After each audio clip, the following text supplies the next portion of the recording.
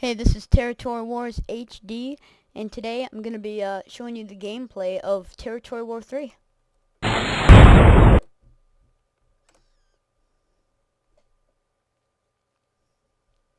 going to go into versus offline just to show you everything. Everything's set how I want it to be. So the first thing is grenade. If you hit W, you can see all the weapons, and you can see their number, or either number or letter coordinated, which means you can hit that number or letter on your number or keypad. The first weapon, like I said, is a grenade. Left and right for direction, up and down for the grenade. Same thing for most other weapons. Anyways, hold A for the power, and you throw it. That's a good example, but I'll be throwing a lot of grenades, so it doesn't really matter. The next weapon is a magnum. Shooting up at a player does not do as much damage. Shooting down at a player does just as much damage as shooting a player right on, in the head. Right in the head like that. Not shooting up.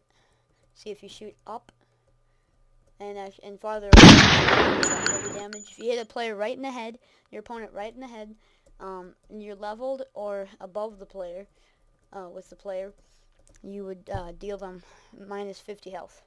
But anyways, moving on. Next weapon, the mortar. This works the same way as grenade does, up and down, for aiming, left and right for direction. And you hold A, and it launches. It didn't hit anything, but it didn't need to. I'm just trying to show you how it works. I'll show you one more. Oh, that was pretty cool. Yeah, it bounces, so be aware of that. Anyways, next weapon is the RPG. Rocket propelled grenade. Break walls really well. It's kind of a waste to use it on a wall, but if you hit a player right on, directly, it'll deal minus 70 health, and that's so basically the worst weapon possible in the game, or I mean most damage a weapon can make in this game. Anyways, or inflict, I should say. Anyways, the next weapon, or I guess tool, well, what should I call these? Whatever. The next thing I want to show you is the boot.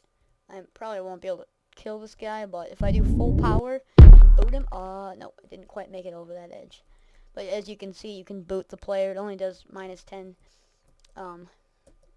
health to the player or whatever. It only deals that much. So it's basically for kicking him like off the terrain or off the map. Next, there's platforms.